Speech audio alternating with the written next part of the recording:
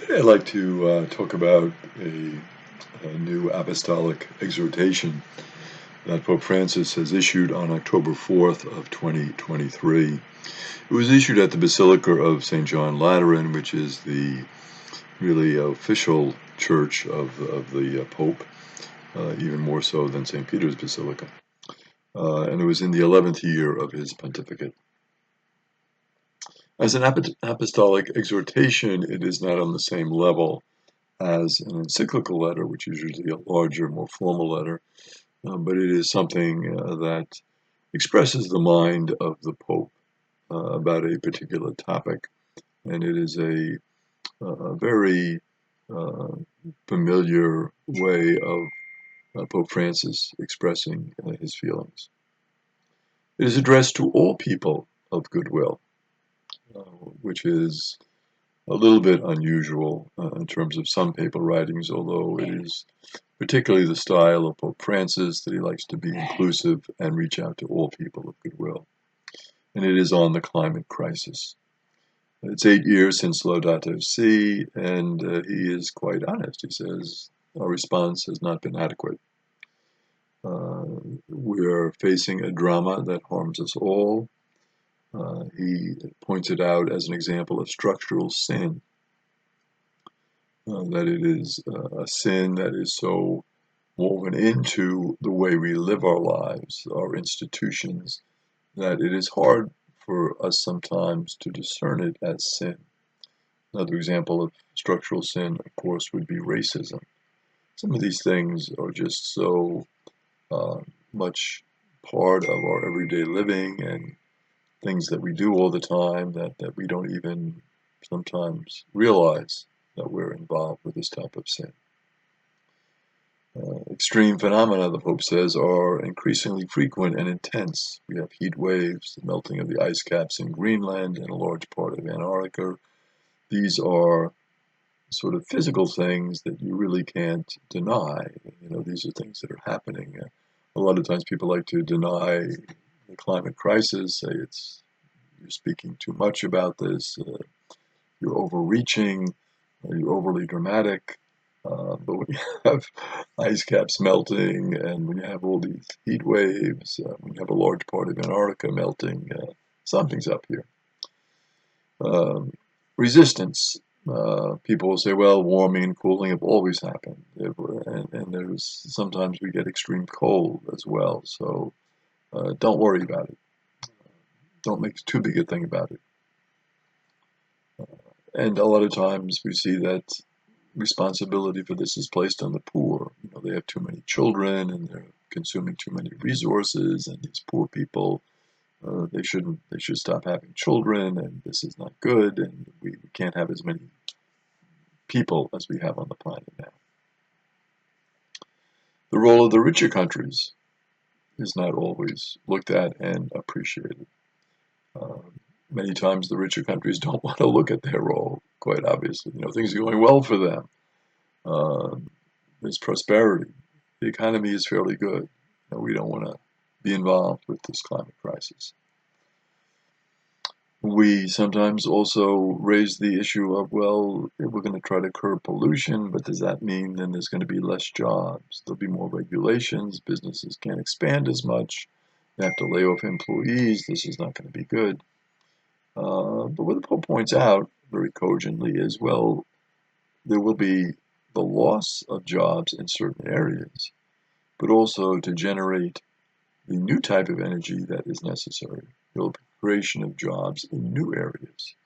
We've always seen this with transitions in energy. We saw it from, the oil, the whale oil, into oil that we found in the ground. So we've seen these transitions in terms of energy. Kerosene was used a lot. Now these things change, and so new jobs are created when that happens. Human origin of climate change. We look at that. Well, the industrial development. The Mauna Loa Observatory has taken daily measurements of carbon dioxide, 400 parts per million 8 years ago, 423 million in June of 2023. More than 42% of total net emissions since the year 1850 were produced after 1990. So you can see what's happening. These um, elements of pollution are certainly accelerating. And the Pope says we're not really doing anything seriously to address it. Over the last 50 years, there's been a warming of 0.15 degrees centigrade per decade. That is double that of the last 150 years. So you can see what's happening. That in recent times, this is just accelerating. From 1850 on, the global temperature has risen by 1.1 degrees centigrade, and of course, a greater impact in the polar regions. In 10 years, we could reach the recommended maximum global ceiling of 1.5 degrees centigrade in terms of our acceleration. Acidification of the oceans and seas has increased, and their oxygen levels are now reduced. Glaciers are receding, snow cover is diminishing, sea levels are rising. And these are factual things. People like to say, well, this is hardly speculative. Well, it's not highly speculative. These things are actually really happening. They're going on right now, and we have to react to it right now. And why is this happening? Why are all these increases in temperature and in the melting of the ice caps and glaciers receding, oxygen levels reduced in the air? Why is it happening?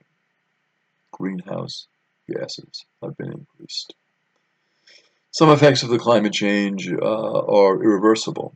Increase in the global temperatures of the ocean, the acidification, and the decrease of oxygen. How do you reverse that? It will take hundreds of years to reverse what has happened. Other creatures have become our victims, the Pope points out.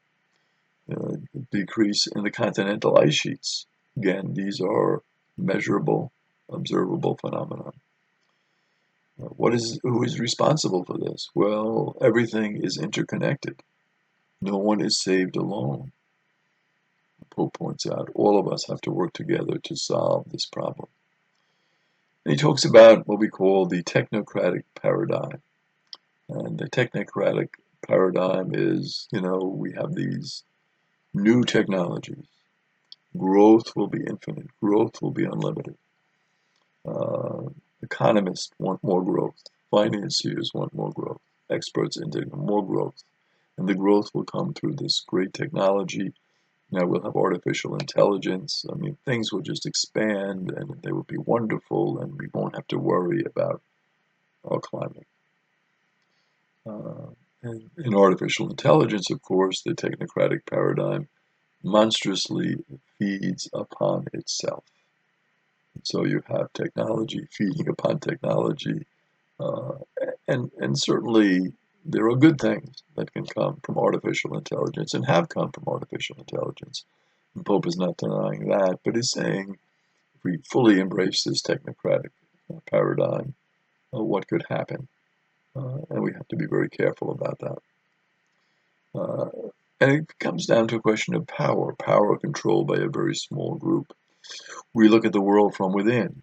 Human beings must be recognized as part of nature. We can't eliminate the human element and the importance of the human being. The technocratic paradigm has destroyed the former healthy and harmonious relationship with the environment. We look at the environment as, a friendly, nurturing environment. But the technocratic paradigm says, no, we don't need that. We can overcome that. And we can use our technology to spur further growth. The writer Solovov says, as a quote about this, that the Pope mentions, an age which was so advanced as to be actually the last one. We're just so far beyond everything that this destruction comes, and we are the last age because we are the most advanced age. Our power can turn against us. When a project is sold, many times, the Pope points out, the potential for economic growth is pointed out. Not explained, clearing of lands, decline in the quality of their life, less habitable landscape. So this is a wonderful project. It's going to have many jobs, fantastic growth. It's going to be awesome. Well, how do we accomplish it? Well, we clear out the lands. Our quality of life declines. We have less trees, less areas for our other species to habitate and to grow and to thrive. Example that the Pope uses, interesting example, money received in exchange for nuclear waste. Well, this is great. Our community is going to get rich. We will accept nuclear waste. We get so much per year. Our little town here that could use a little shaping up. You take that money and it's going to be great. And then a few years down the line, there is a increase of disease in our community. And we're dealing with that because of the problems of the radiation from the nuclear waste. So we have to be careful about these new, wonderful deals that we make that seem so lucrative and so great for our community. The Pope points out the economic problems in terms of the environment. And the economy is looking at a maximum gain at a minimal cost. You want the biggest return on your investment, but you don't want to put out a lot of money for that return, obviously. And so what is advocated is a meritocracy, and the few have many privileges, they have great power, and they earned it. They're smarter than everyone else, they're better financed than everyone else. They know the technology better than everybody else. It's a meritocracy. They deserve that. But at what cost? Solid and lasting advances. It's necessary for preference to be given to multilateral agreements between states. If you want to advance the cause of improving the environment, improving the quality of life that we have, well, you need these multilateral agreements. Those are crucial. More effective world organizations that are equipped with the power to provide for the global common good, the elimination of hunger and poverty, and the sure defense of fundamental human rights. Of course, we don't have that today. We don't have those strong world organizations. And so we need this type of strength because it's not dependent on changing political conditions, which will change from year to year, or the interest of a certain few. We need a stable efficacy. And so you need a effective world organization that can pull all of this together, and that can provide true stability. The crisis that we've experienced recently, 2007, 2008, the financial crisis, and then in 2019 and 2020, the COVID-19 crisis, led to what? It led to an increase in freedom for the truly powerful. These are crises that really didn't transform the lives of the average person, but more the lives of the powerful, the Pope points out. Good example that he uses in terms of a alternative to that is the Ottawa process or the Ottawa Convention in 1997. Was more effective in dealing with the anti-personnel mines than the United Nations. And so the Pope points out, even in global affairs, the principle of subsidiarity, one of the main principles of Catholic social justice teaching, things that should be resolved on the lowest possible level of organization should be resolved at that level, because sometimes that can be much more effective. So many countries signed on to that, and there was a decrease in landmines and harm that was caused by these mines. People realized that, unfortunately, after wars, many people just walking in a field or trying to plant a field, there was a mine there, it blew up, and people had loss of lives and loss of limbs. And so it's important to outlaw these. Unfortunately, many of the larger countries, including the United States, did not sign on to that. So we need to increase efforts in that area. Pope points out that many demands will rise up from below. Not the elites who control the power, but people saying this is bad, this is wrong, we've got to change. And there is this call for change among the people. And that will truly transform the governments and transform the situation and make people feel the importance of really addressing climate change in a very serious way. And he points out the key principle, which is always the key principle of Catholic social justice teaching, and that is the dignity of the human person, the importance of that for the human person. Answers to problems can come from any country, no matter how small that country might be. The old diplomacy, the Pope says, needs to reconfigure itself. Global and effective rules that are needed for global safeguarding are extremely important. He talks about different efforts that are made. For example, the United States Framework Convention on Climate Change, the Rio de Janeiro Conference.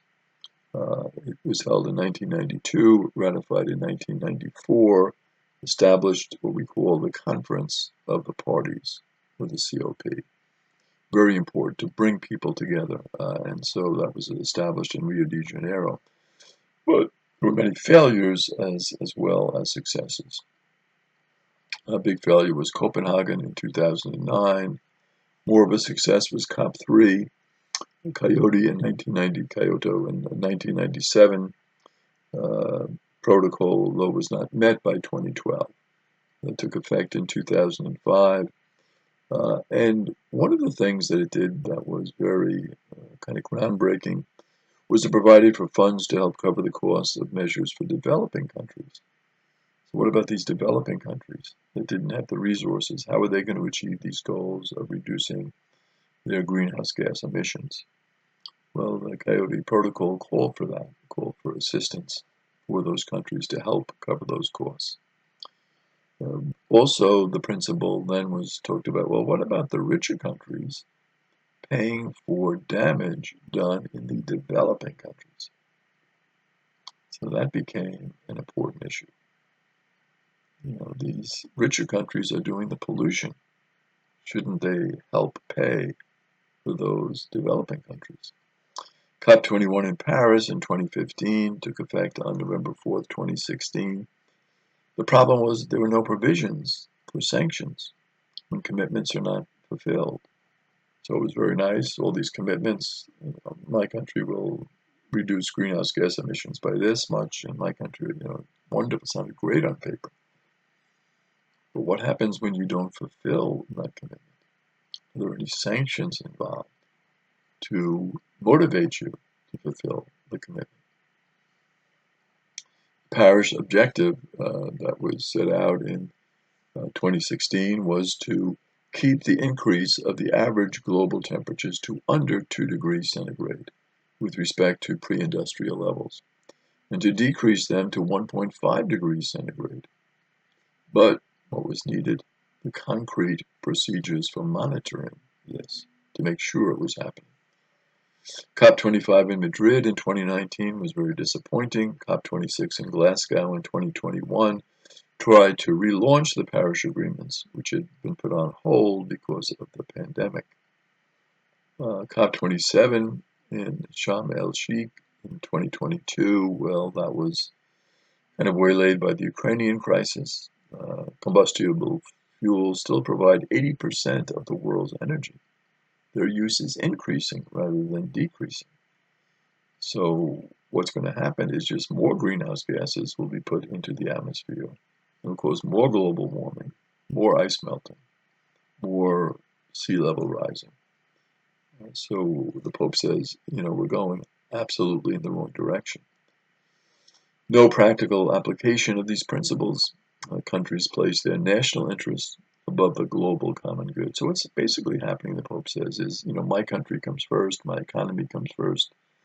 The global common good, that's got to take a back seat. So nothing gets done, nothing gets achieved in a positive way to stop global warming. COP28 in Dubai, gas and oil companies are planning new projects there in Dubai. So is that going to really be a positive experience? They're expanding their use of oil, they're expanding their use of gas, and not using renewables. A decisive acceleration of energy translation There was need for effective commitments and ongoing monitoring. So if the commitments are actually held to, and if there's effective monitoring, and there's a acceleration to a more friendly type of electronic generation, then it could be a positive. Big win we've had already is the protection of the ozone layer. So if we can have the same energy put into that, although that protection of the ozone layer did not involve the type of sacrifices and commitments that are necessary with regard to our environment and the greenhouse gases. Present mentality, appearing to be concerned, saying this is a very serious issue, but no courage to produce substantial changes. So it's just the appearance of concern, but not the reality of doing anything about it. We are heading towards 3 degrees, not just the 1.5, but doubling that. And that will come at an enormous cost. Grave and intolerable economic and social effects. The longer we wait, the more it will cost. People say, oh, it's too expensive. We can't do it now. Let's put it off.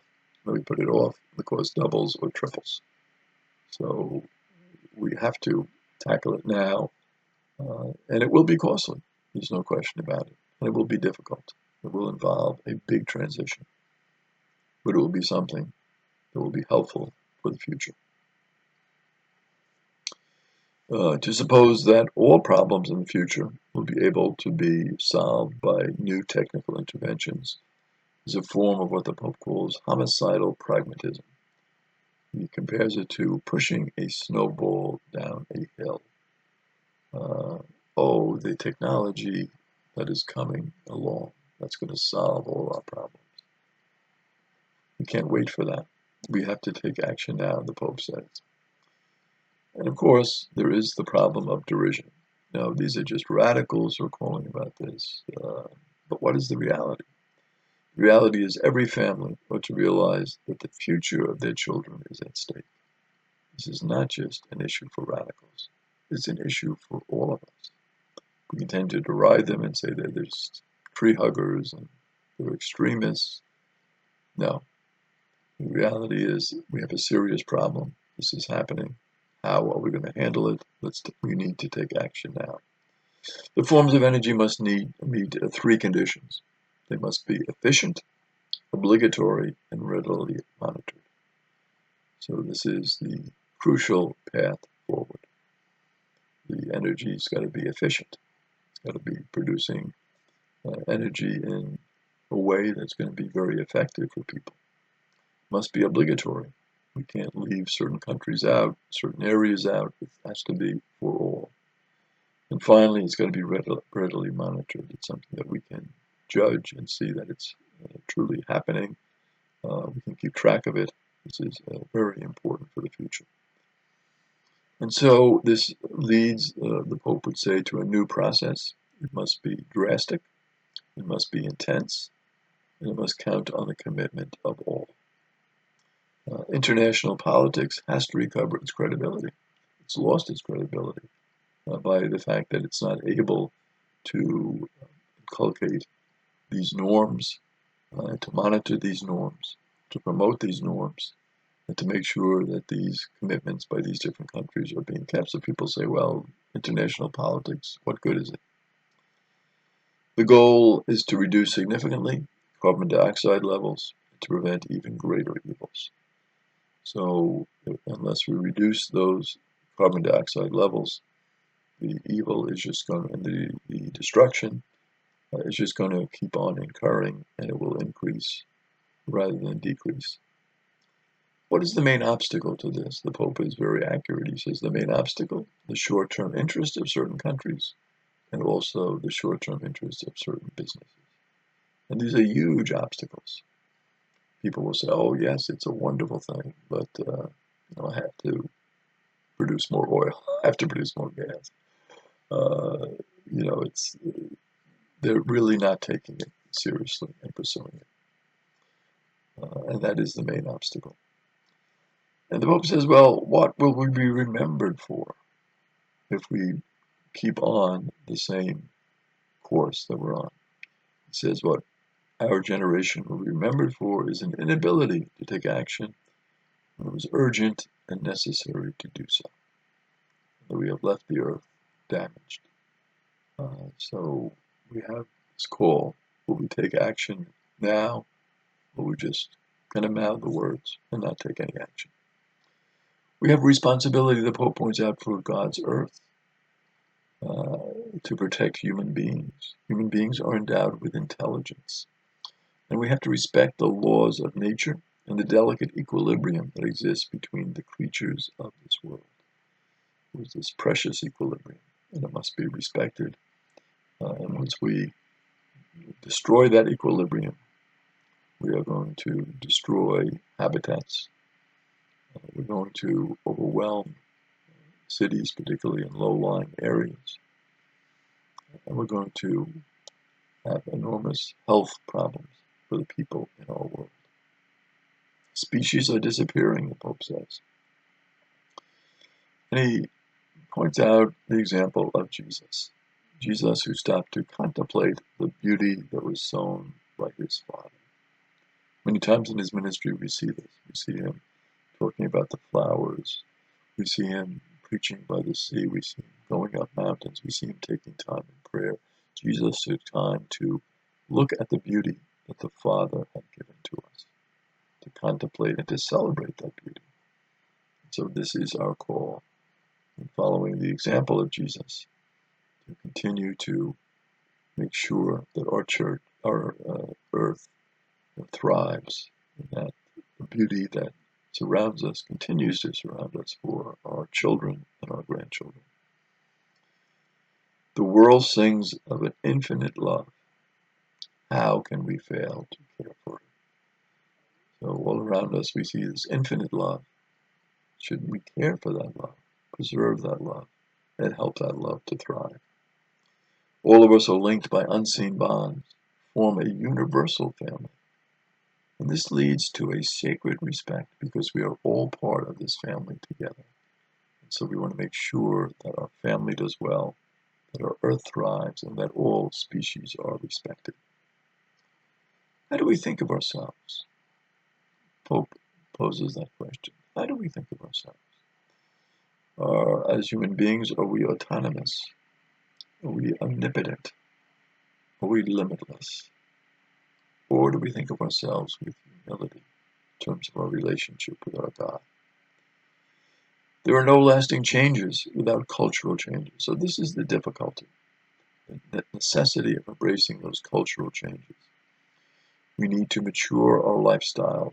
We need to make personal changes in our lifestyles and the way we go about our lives every single day and how we treat our environment. Just simple choices in terms of use of plastics, the waste that we generate.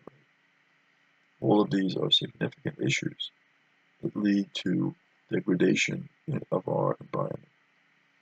So the Pope encourages efforts made by households, because those efforts made by households help to bring about the transformation of society. And this is where it starts. It starts with us doing our part to make our household better, and that's spreading to others, and then society being transformed. He points out a very interesting statistic about emissions per individual in the United States. They are 2 times greater for emissions per individual than China, and 7 times greater than the poorest countries. So that tells you right there what we are dealing with. He has called his apostolic exhortation, Praise God. You say, well, why for a exhortation, a writing about the environment? Because human beings, he feels, are taking God's place. They're becoming their own worst enemies. So we need to focus more on what God has given. So the Pope has laid out the case for us. He has encouraged us to act now and not to delay. And he has said quite clearly that we have not taken the environmental crisis seriously. We have mouthed the words, but we have not taken the actions that we need to take.